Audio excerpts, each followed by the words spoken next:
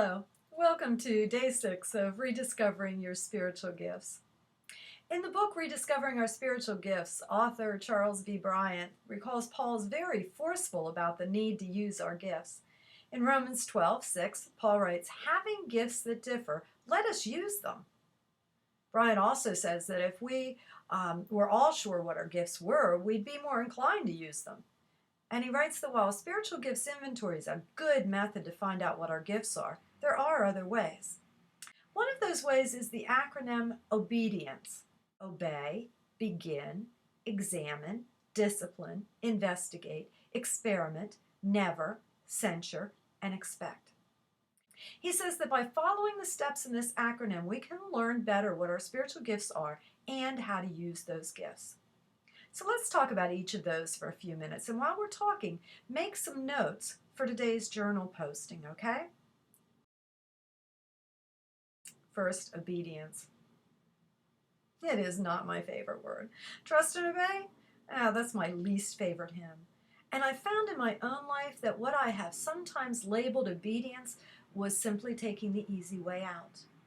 If I could say that I was obeying what others told me was God's call for me, then I don't have to take responsibility for figuring it out on my own.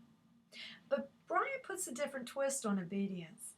He quotes Paul in Romans 11:29. The gifts and the call of God are irrevocable.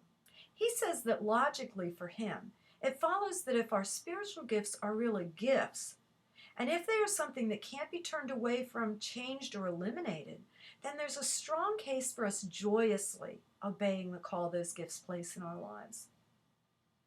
Obedience is not about blindly doing what we're told. It's about joyously going where God's leading.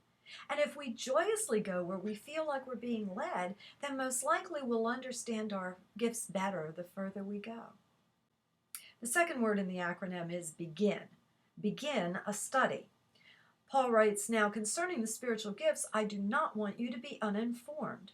That's in 1 Corinthians 12:1. Pass on what you've learned in this workshop, but continue to learn more yourself as well. Try doing a deeper study of the sections of Scripture that refer to the spiritual gifts. Who was Paul writing to in 1 Corinthians? Who was his audience in Romans? What were their lives like? What evidence do we have that they used their gifts? And what can all that tell you about using yours? Or perhaps do a deeper study of your particular gifts. How many places in the Bible talk about administration in some way, or healing, or shepherding, pastoring, whatever your gifts might be?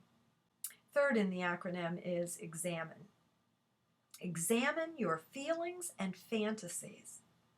Bryant reminds his readers that the Greek word for gift is charisma, and the foundation of that word is char, which means joy. Gifts are based on a feeling of joy. When you use the gifts God has given you, the result is joy. So if you aren't feeling joyful in your service to God, you might not be using your spiritual gifts. Again, I can see this in my own life. When I have been doing ministry that truly used my gifts, I enjoyed ministry. For example, I have the gift of apostleship, moving across boundaries. When I found myself in congregations where there was no boundary crossing, no diversity, outreach, evangelism, well, then I was a very unhappy pastor, no matter what the tasks were before me. When I was in cross-cultural communities, however, I was happy doing whatever tasks because my spiritual gift was supporting everything else I was doing. So stop here for a few minutes and write down ways you can explore O, B, and E. Disciplined belief is next in the acronym. The need to put our beliefs into action. Carter's again very forceful here. He says that Christians who say they don't have any spiritual gifts don't take the Bible seriously. And that when they say that, they're really saying they don't want to be responsible Christians. It's one thing to say we believe something and another to act on that belief. And disciplined belief is active belief. And that's followed by investigate.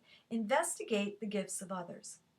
Like Timothy, remembering the faith of his mother and grandmother, we are to discover and remember the gifts of others to help us better understand and use our own gifts. These two make a two-way street. We look at the model of others so we can improve our own use, and then we become models for others so that they can improve the use of their gifts. Next in the acronym is experiment. Bryant says that the only way he knows to really be sure about a gift is to experiment with it. I teach critical thinking courses and we talk about the scientific method: observation, hypothesis formation, experimentation, and verification. And I think it really applies to Brian's description. He says the only way to know for sure that you have a gift is to experiment with it. How do you know whether you have the gift of healing unless you lay hands on someone and pray for healing? In scientific method terms, you observe about yourself that you like working with the sick and you formulate a hypothesis that you might have a gift for healing. So you experiment with that. You sit with a sick friend, maybe lay hands on them, maybe pray for their healing, and then you watch the results. And then you try it again with someone else, and then again, keeping track each time of the results, and over time you'll begin to understand whether or not you really have that gift. Now I have to say, this can be terrifying. What if you don't see results for the gift you think you have? Is that a failure? Or perhaps worse, what if you're right and people, God, depend on you to use that gift over and over again? Brian doesn't discuss this, but I think you can go back to his discussion of joy to get your answer. Spiritual gifts, charisma, joys are freely given by God, so not having a gift can't be a failure. You just have a different gift you haven't discovered yet. And using our gifts will bring us joy, so there is not any burden in using them. Again, stop here for a few minutes and write down your thoughts about D, I, and E. Now we can move on to the last three words in Bryant's acronym. Never doubt God's promises. Censure all notions of pride and defeat, and expect God to produce results. These three are all interrelated.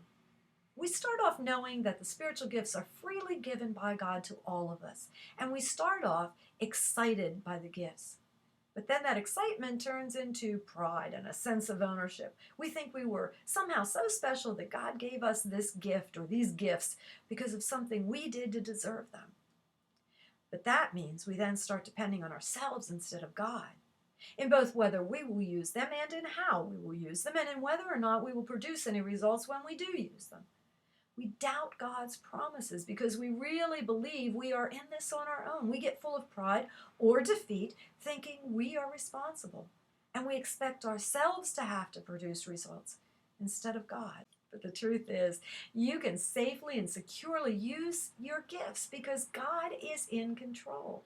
God has promised both gifts and joy in using those gifts, and God will produce results of one sort or another when you put obedience into practice.